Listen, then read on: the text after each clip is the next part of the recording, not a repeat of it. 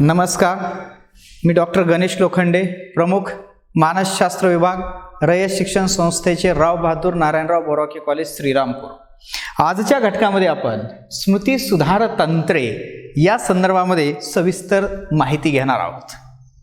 आपणास माहीत आहे की स्मृतीला मानवी जीवनामध्ये अनन्यसाधारण असं महत्त्व असतं आणि ते आहे कारण आपण जे दैनंदिन कामकाज करत असतो, वेगवेगळी माहिती आपण उपयोगात आणत असतो, वेगवेगळी कौशल्य आपण उपयोगात आणत असतो आणि जीवनामध्ये यशस्वी होतो. याच्यामध्ये आपल्या स्मृतीचा कार्यभार खूप महत्त्वाचा असतो.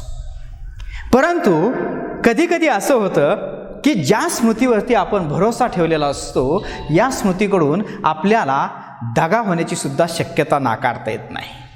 कधीकधी आपण खूप अडचणीत येतो. ऐन वेळेस महत्त्वाच्या प्रसंगी आपली स्मृती आपल्याला साथ देत नाही, म्हणजेच माहितीचं विस्मरण होतं.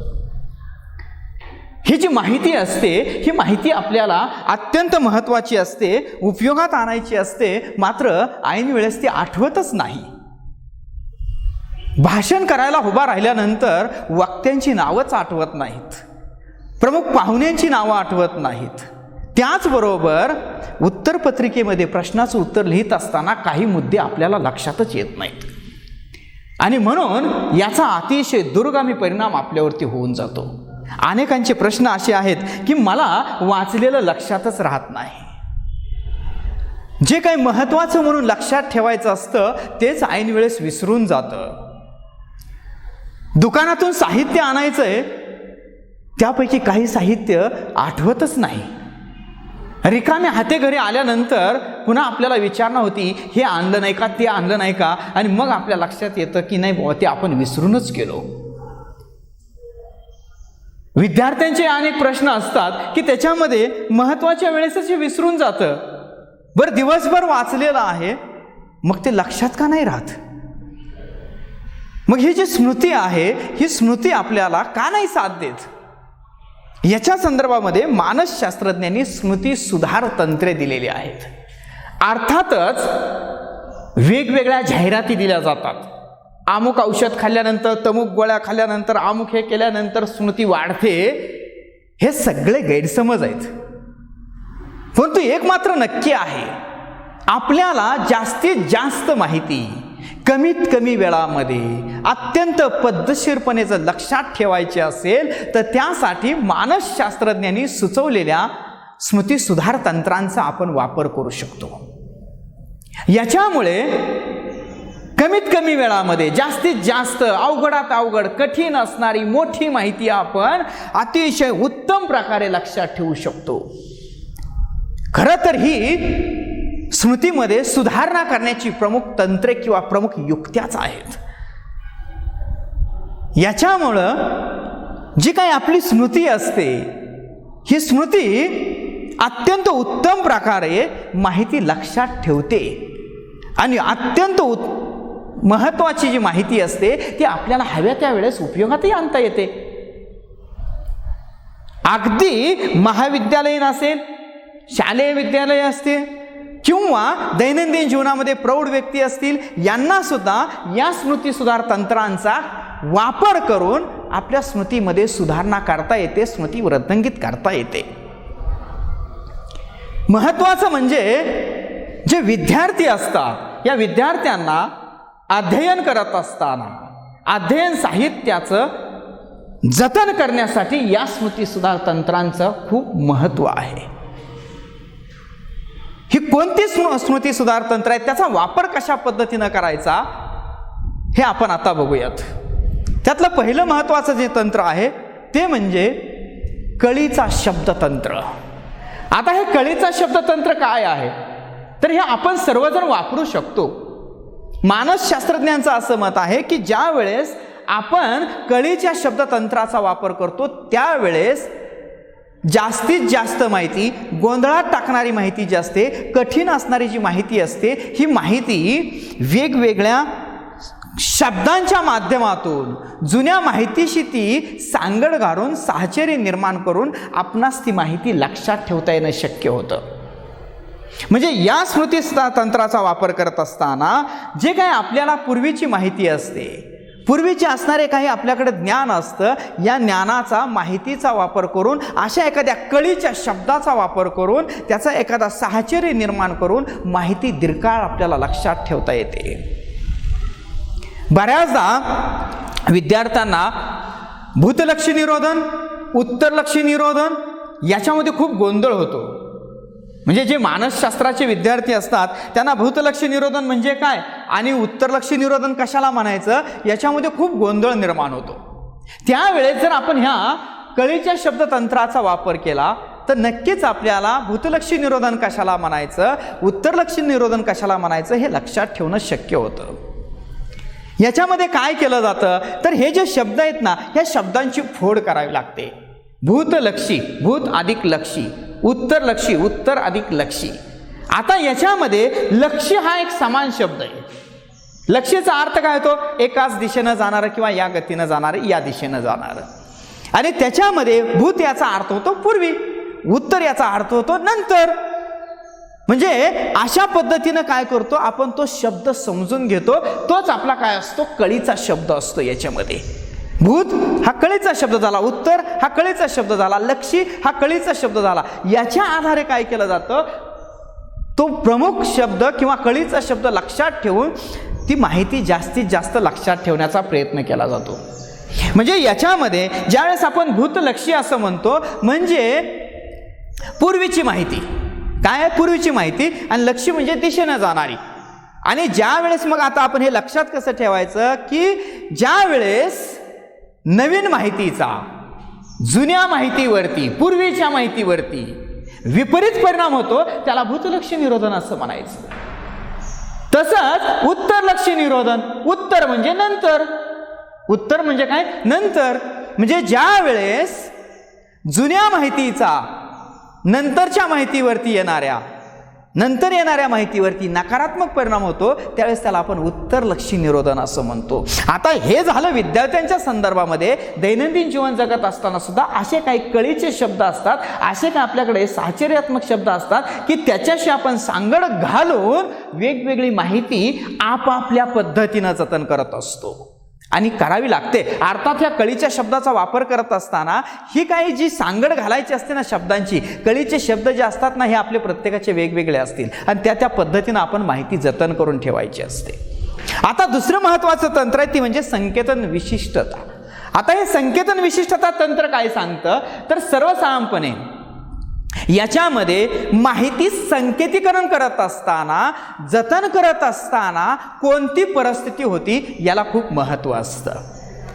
आता हे संकेतन जे असतं म्हणजे संकेतन काय करतो आपण, जी काही माहिती पंचज्ञानेंद्रियानं ग्रहण केलेली असते ती वेगवेगळी सांकेतिक रूपाच्या माध्यमातून संस्करण करतो, ती जतन करून ठेवतो. आता त्यावेळेस काय असतं, माहिती जतन केली, कोणत्या परिस्थितीत केली, कुठे केली, काय परिस्थिती होती, बरं त्या ठिकाणी असणारे इतर उद्दीपक काय होते, ह्या सगळ्या गोष्टी ज्या असतात ना ह्या सगळ्या गोष्टी आपल्या स्मृतीशी सांगड घालत असतात. म्हणजे उदाहरणार्थ आपण एखादा घटक ज्या खोलीमध्ये ज्या वर्गामध्ये शिकलो ना त्याच वर्गामध्ये जर परीक्षा आली ना तर आपल्याला ते सगळं जसेच्या तसं आठवल्यासारखं वाटायला लागतं. हे झालं संकेतन विशिष्टत्व. म्हणजे दैनंदिन जीवन जगत असताना आपण जी माहिती घेत असतो ना ही माहिती केवळ नाही घ्यायची तर त्यावेळेस आजूबाजूला काय परिस्थिती होती ना याच्याशी त्या माहितीची सांगड घालायची. मग आपल्याबरोबर कोण होतं, त्यावेळेस महत्त्वाचा प्रसंग काय घडला, हे सगळं जर आपण लक्षात ठेवलं तर मग मात्र आपल्याला काय होतं, ती माहिती उत्तम प्रकारे आठवते. याला म्हटलं जातं संकेतन विशिष्टता. म्हणजे ज्या उद्दीपक परिस्थितीमध्ये, ज्या सभोवतालच्या वातावरणामध्ये माहिती ग्रहण केली ती माहिती जर आपण लक्षात ठेवली, ते उद्दीपक घटक जर लक्षात ठेवले तर आपल्याला माहिती उत्तम प्रकारे लक्षात ठेवता येते. दुसरी महत्त्वाची बाब आहे ती म्हणजे माहितीचं समूहीकरण करणं किंवा सामूहिकीकरण करणं. आता हा सगळ्यात उत्तम मार्ग असा आहे की खूप मोठी माहिती असते आणि मग माहिती लक्षात ठेवायची ना मग पंचायत होऊन जाते, एवढी मोठी माहिती कशी लक्षात ठेवायची. मग अशा परिस्थितीमध्ये एक एक माहिती लक्षात ठेवण्यापेक्षा माहितीचे समूह करणं खूप गरजेचं असतं. गटानं माहिती पाहणं, गटानं माहिती लक्षात ठेवणं. उदाहरणार्थ समजा एखाद्या प्रश्नाच्या उत्तरामध्ये 25-30 मुद्दे आहेत आता हे एकानंतर एक जर 25-30 मुद्दे जर आपण लक्षात ठेवायचे म्हटलं ना तर ते खूप कठीण जातं. अशा परिस्थितीमध्ये समूहीकरण केलं किंवा सामूहिकीकरण जर केलं तर ती माहिती जास्त लक्षात ठेवता येते. कारण काय असतं की त्याचे गट तयार करू ना, समजा 25 मुद्दे लक्षात ठेवायचे तर त्याचे 5-5 जर गट तयार केले ना तर एक गट म्हणजे 30 मुद्दे हे 30 झाले, परंतु त्याचे 5-5 जर केले ना तर 6 गट तयार होतात, 6 समूह तयार होतात. आणि ह्या 6 समूहानं जर ती माहिती लक्षात ठेवली तर ती तात्काळ लक्षात राहते, कमी वेळात लक्षात राहते आणि दीर्घकाळ टिकते. म्हणून आपल्याला माहित आहे की याच्यामध्ये मिलर यांनी सुद्धा हेच सांगितलेलं आहे, जर तुम्ही उद्दीपक समूह तयार केले, माहितीचे उद्दीपक गट जर तयार केले ना तर ते गट तयार केल्यामुळं माहिती लवकर लक्षात राहते. आता एखाद्यानं आपल्याला फोन नंबर जर सांगितला तर तो 10 अंकी नंबर लक्षात ठेवायला खूप अवघड जातो, परंतु त्याचे जर 2-2चे गट केले, 2-2 अंकांचे, तर 5च गट तयार होतात, ते लक्षात ठेवायला सोपे जातात. त्यामुळे दैनंदिन जीवन असेल, आपलं शैक्षणिक हे असेल, तर याच्यामध्ये सुद्धा आपण काय करणं गरजेचं असतं की माहितीचा गट तयार करायचा आणि गटानं माहिती तयार केली ना ती लक्षात ठेवायला सोपी जाते. समूह करायचे, उद्दीपक समूह त्याचे तयार करणं गरजेचं असतं. चौथी महत्त्वाची बाब जी आहे ती म्हणजे अध्ययन पाठाचं संघटन करणे. आता हे विद्यार्थ्यांसाठी खूप महत्त्वाचं आहे. अनेकदा विद्यार्थ्यांचे हेच प्रश्न असतात, एवढी मोठी माहिती लक्षात कशी ठेवायची, एक प्रकरण आहे त्याच्यामध्ये वेगवेगळे घटक आहेत, ते लक्षात कसे ठेवायचे. उदाहरणार्थ हे स्मृती जर आपण घेतलं तर स्मृतीचे प्रकार आहेत. मग विद्यार्थी म्हणतात कशा लक्षात ठेवायचे, वेदनिक स्मृती, अल्पकालिक स्मृती, दीर्घकालिक स्मृती. बरं, अल्पकालिक स्मृतीमध्ये असणारे पुन्हा 3 प्रकार ॲलन बॅडली यांनी सांगितलेले, पुन्हा दीर्घकालिक स्मृतीमध्ये असणारे निर्देशनात्मक स्मृती, अनिर्देशनात्मक स्मृती, त्यानंतर पुन्हा याच्यामध्ये असणाऱ्या प्रासंगिक स्मृती असतील, घटना प्रसंगाच्या स्मृती. एवढी माहिती लक्षात ठेवायची ना, मग ती काय आणि कशी. मग अशा परिस्थितीमध्ये जर आपण अध्ययन पाठाचं संघटन केलं, त्याचं आपल्या पातळीवरती वेगवेगळ्या गटामध्ये एकत्रीकरण जर केलं, त्याचे वेगवेगळे गट जर तयार केले ना तर मग ती माहिती सोपी राहते ना.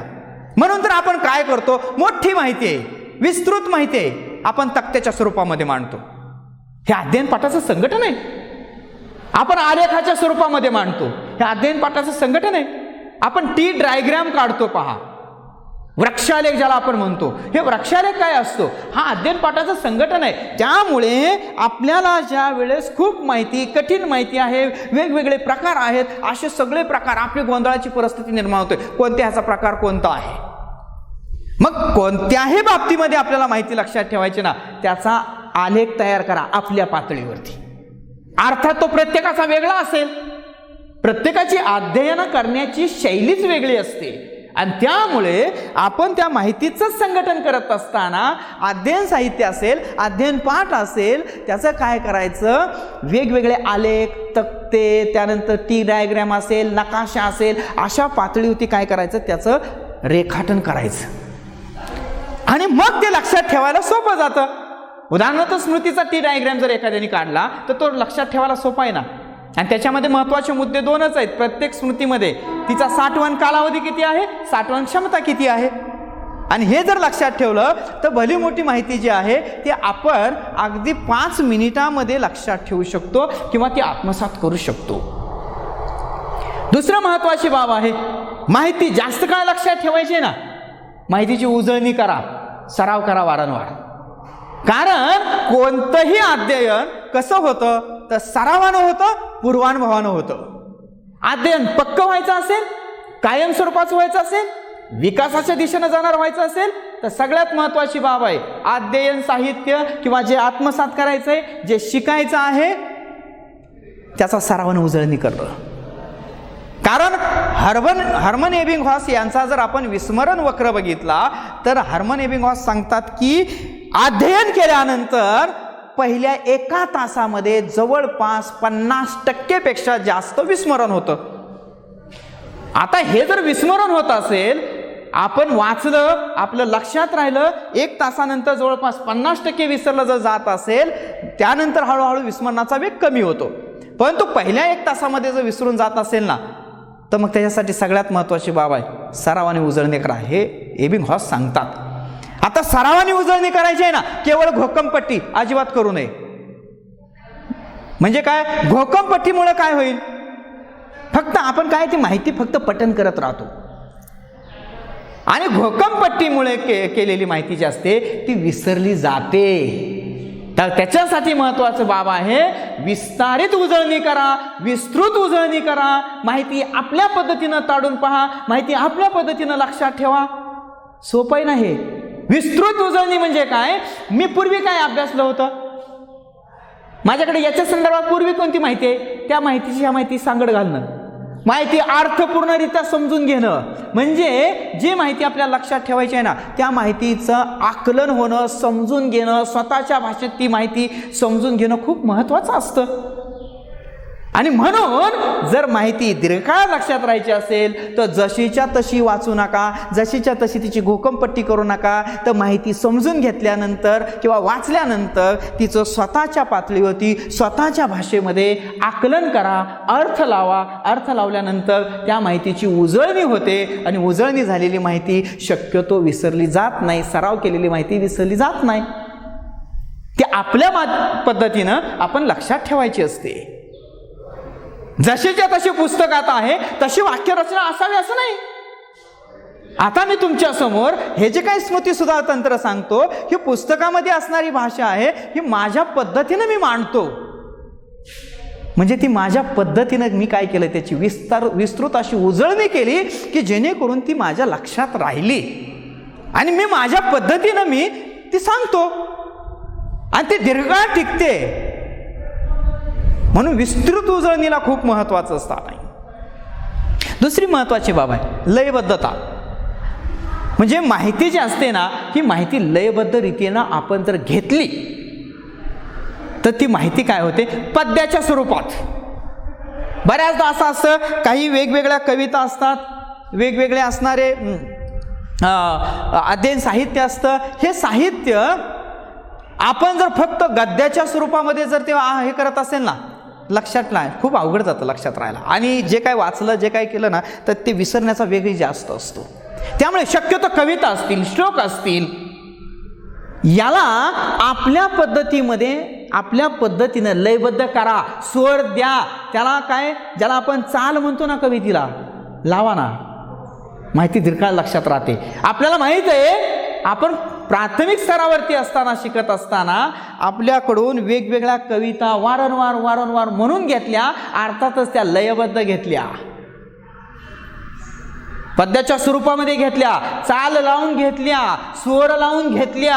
आणि म्हणून आपण इयत्ता 3री-4थीतल्या कविता सुद्धा आपण जशा तशा आज म्हणतो ना. का तर ते दीर्घकाळ लक्षात राहिलं, त्याला एक लयबद्धता दिली. अध्ययन साहित्य असेल, कोणत्याही गोष्टीला आपल्या पातळीवर त्याला लयबद्ध बनवायचं. आपण त्याला जर अगदी स्वर दिला, आपण त्याला जर लयबद्ध बनवलं, आपण त्याला चाल जर आपल्या पद्धतीने दिली तर ती माहिती लक्षात राहील ना. त्यामुळे कठीण माहिती आहे ना, ती सोप्या पद्धतीने लक्षात ठेवण्यासाठी तिला लयबद्धता करा. आणखी एक महत्त्वाची बाब आहे ती म्हणजे स्थान निर्धारण पद्धती. आता याच्यामध्ये माहिती जतन करून ठेवण्यासाठी विशिष्ट स्थानाला महत्त्व दिलं जातं, ठिकाणाला महत्त्व दिलं जातं. आपल्याला माहिती आहे, पहा, एखाद्यानं जर आपल्याला एखादा पत्ता जर विचारला ना, तर तो पत्ता सांगत असताना आपण एक महत्त्वाचं ठिकाण सांगतो, त्या ठिकाणी असणार. काय करतो, महत्त्वाचं ठिकाण सांगत असतो. म्हणजे मग त्या ठिकाणी असणारी महत्त्वाची कोणतीही वस्तू असेल किंवा एखादं ठिकाण असेल, काही असेल, ते आपण सांगतो पत्ता सांगत असताना. त्याला म्हटलं जातं स्थान निर्धारण पद्धती. म्हणून जास्तीत जास्त माहिती, खूप मोठी माहिती, मोठमोठी भाषणं असतात, मोठमोठी व्याख्यानं असतात, हे आपल्याला ज्यावेळेस लक्षात ठेवायचं असतं ना, त्यावेळेस त्या ठिकाणी वेगवेगळ्या स्थानांना खूप महत्त्व असतं. हे आपण अगदी आपल्या दैनंदिन घरामध्ये सुद्धा करू शकतो. त्याच्यासाठी बाहेर जाण्याची काहीच आवश्यकता नसते. किंवा जे अध्ययन साहित्य आहे ना, ते अध्ययन साहित्य ज्या घटकाशी संबंधित आहे ना, त्याची एक डोळ्यासमोर दृश्य प्रतिमा तयार करायची. मग इतिहासाचं वाचत असाल ना, तर तशा प्रकारची प्रतिमा डोळ्यासमोर तयार करा ना. एखाद्या थोर व्यक्तीवरती भाषण देतो ना आपण, त्यावेळेस त्यांच्या संदर्भात कार्याची असणारी तशी प्रतिमा तयार केली तर चालते ना. एखादं मोठं भाषण आहे, एखादा मोठा प्रश्न आहे, एखादा मोठा पाठ आहे, त्याचं उत्तर तुम्ही पाहत आहात किंवा त्याचं लक्षात ठेवायचं आहे, तर त्यावेळेस त्याचं वेगवेगळ्या स्थानाशी आपण काय करायचं, वेगवेगळ्या ठिकाणाशी त्याचं सांगड घालायची आणि आपल्या मानसिक प्रतिमेवरती दृश्य स्वरूपामध्ये आपण काय करायचं, त्या ठिकाणी गेलो, इथं गेल्यानंतर काय सांगायचं, या ठिकाणावर काय सांगायचं, या ठिकाणाशी काय सांगड घालायची, त्या ठिकाणी म्हणजे वेगवेगळ्या ठिकाणी. अगदी घरामध्ये सुद्धा अगदी आपल्या तुम्हाला 4 वस्तू साहित्य आणायचं आहे, त्याची सांगड घाला. दूध आणायचं आहे, केळी आणायचे किंवा साखर आणायचे, याची सांगड आपण घालू शकतो. मोठमोठी व्याख्यानं असतील, मोठमोठे अध्ययन घटक असतील तर त्याची अगदी घरामध्ये म्हणजे अगदी प्रस्तावना कशी करावी, त्याचे मुख्य मुद्दे कसे सांगायचे, मग हे मुद्दे दुसरे उपमुद्दे कसे सांगायचे, याच्या संदर्भामध्ये आपण त्याची वेगवेगळ्या घटकाशी सांगड घालायची. आपल्या पातळीवरती घालायची. म्हणजे काय, प्रस्ताव नाही ना, मी घरात प्रवेश करतो, प्रस्ताव नाही ती. असं वेगवेगळ्या घटकांशी त्याची सांगड घालणं गरजेचं असतं. आणि त्यावेळेस मग मात्र आपण अतिशय प्रभावीपणे मुद्देसूदपणे बोलू शकतो, माहिती मांडू शकतो. आणि त्याच्यासाठी वेगवेगळ्या स्थानाशी ठिकाणांशी त्या मुद्द्यांची सांगड घालत जायचं असतं. दीर्घकाळ लक्षात राहतं. उत्तम प्रकारे आपल्याला प्रेझेंटेशन करता येतं किंवा त्याची मांडणी टप्प्याटप्प्यानं करता येते. म्हणून स्थान निर्धारण जे असतं ना, याच्यामध्ये स्थानाशी सांगड घातली जाते, ठिकाणाशी सांगड घातली जाते. दुसरी महत्वाची बाब आहे ती म्हणजे खुंटी पद्धती. आता खुंटी पद्धती तुम्हाला माहिती आहे, पूर्वी घरांमध्ये खुंटी असायची. त्या खुंटीवरती लोक काय करायचे, वेगवेगळ्या वस्तू अशा अडकावून ठेवायची. तशीच खुंटी पद्धती आहे ही सुद्धा आपल्या दृश्य प्रतिमेवरती, आपल्या मानसिक स्तरावरतीच खुंटी पद्धतीचा वापर करायचा असतो.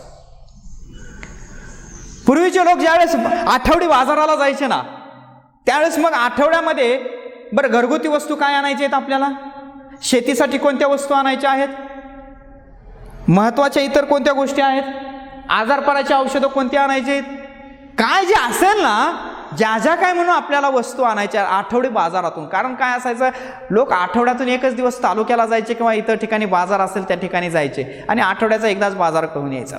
मग विसरून चालत नाही ना, मग एखादी वस्तू जर विसरली ना, मग शेतीचं काम राहील किंवा घरातील एखादी वस्तू विसरली तर मग घरातली स्वयंपाक वगैरे असेल याचे पंचायत होऊ शकते.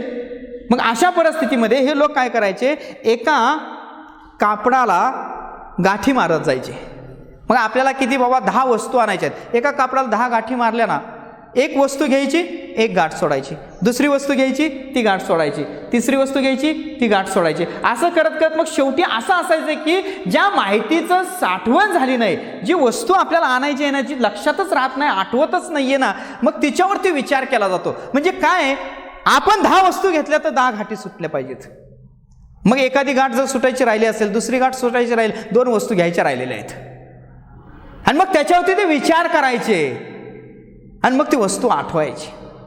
म्हणजे काय, ही सगळ्या वस्तू येण्यासाठीची एक आठवण ठेवण्याची पद्धत आहे. तशीच खुंटी पद्धती सुद्धा माहिती जतन करून ठेवण्याची पद्धती आहे. याच्यामध्ये काय केलं जातं, वेगवेगळे अंक असतील, वेगवेगळे अक्षर असतील, याच्याशी काय केलं जातं, आपल्याला जे काय लक्षात ठेवायचे ना त्याची सांगड घातली जाते. मग बरोबर लक्षात राहतं. उदाहरणार्थ विद्यार्थ्यांचा एक प्रश्न असतो, सर मानसशास्त्रज्ञ लक्षातच राहत नाहीत, नावच लक्षात राहत नाही, खुंटी पद्धतीचा वापर केल्यानंतर लक्षात राहिला. समजा तुम्हाला 10 मानसशास्त्रज्ञांची नावं लक्षात ठेवायचे, एक मानसशास्त्रज्ञ, एक क्रमांक द्यायचा, एक या शब्दाशी त्या मानसशास्त्रज्ञांची सांगडच घालायची. म्हणजे ती काय, मी मगाशी म्हटलं ना, अगदी खुंटीला वस्तू कशा अडकावतात ना, तसं ते नाव त्याच्याशी सांगडच घातली जाते. मग समजा एखाद्याला असं म्हणायचं असेल की 1 नंबर वर्तनवादाचे जनक किंवा वर्तनवाद वॅटसन, 2 अभिजात अभिसंधान इव्हान पावलॉव, 3 व्यापारक अभिसंधान BF स्किनर. म्हणजे काय, ह्या अंकांशी, अंक हे खुंटी पद्धतीसारखं काम करतात, खुंटीसारखं काम करतात. त्याच्याशी लक्षात ठेवायचं जे साहित्य आहे ना, किंवा लक्षात ठेवणारं जे काय आपलं अध्ययनाचं संबंधित घटक आहे, तो काय करायचा असतो, त्याच्याशी सांगड घालायची असते. याला खुंटी पद्धती असं म्हटलं जातं. दुसरी एक महत्त्वाची पद्धत आहे ती म्हणजे शाब्दिक स्मृती सहाय्यक. आता हे शाब्दिक स्मृती सहाय्यक जो असतो ना, याच्यामध्ये शब्दाच्या माध्यमातून बरी मोठी माहिती लक्षात ठेवली जाते. खरं तर याच्यामध्ये लघुकरण संकेतनच वापरलेलं असतं. म्हणजे मोठी माहिती आहे ना ती लक्षात ठेवायची आहे ना, शाब्दिक स्वरूपामध्ये आपल्या पातळीवरती काय केलं जातं, त्याचा एक अर्थपूर्ण शब्द तयार केला जातो. त्याला शाब्दिक स्मृती सहाय्यक असं म्हटलं जातं. म्हणजे आपण नेहमीच एक उदाहरण देतो पहा, आकाशामध्ये दिसणारे जे इंद्रधनुष्य आहे ना त्याचे 7 रंग आहेत. हे क्रमानं लक्षात ठेवायचे. मग 7 रंग क्रमानं लक्षात ठेवायला खूप कठीण जातं. मग त्यावेळेस काय शाब्दिक स्मृती सहाय्यकाचा वापर केला जातो. आपण म्हणतो तानापेही निपाजा. आता तानापेही निपाजा असं म्हटलं तर काय माहिती लक्षात राहते ना, खूप मोठी माहिती लक्षात राहते. किंवा जे ऑफिसला जाणारे लोक असतात ना, त्यांचं बऱ्याचदा कधी पेन विसरतो, कधी रुमालच विसरतो, कधी गाडीचा पासच विसरतो, कधी पाकिटच विसरतं. असं बऱ्याचदा होण्याची शक्यता असते. साधी बाब आहे, घरातून बाहेर पडत असताना आपण ऑफिसला निघालो ना, पापाचा पेरू बरोबर घेऊन जावं. आपण काय म्हणतो, पापाचा पेरू. एवढे 2च शब्द लक्षात ठेवायचे आहे. पाकिटचा, त्यानंतर दुसरं पास ची चावी, पापाचा, त्यानंतर पेन, रुमाल, पापाचा पेरू. म्हणजे काय आपण ते आपल्या पातळीवरती लक्षात ठेवायचं असतं. ते तुम्ही कोणत्याही बाबतीत करू शकता. म्हणजे एखादा विद्यार्थी एखाद्या पाठामध्ये असणारे वेगवेगळे घटक आहेत, त्याचा अर्थपूर्ण एक शब्द तयार करा ना. समजा 20 मुद्दे आहेत, 20 मुद्द्यामध्ये असणाऱ्या प्रत्येक मुद्द्यामध्ये असणारं प्रत्येक एक अक्षर घ्यायचं, त्या अक्षरांपासून एक शब्द तयार करायचा, उत्तम प्रकारचा एक शब्द तयार करायचा.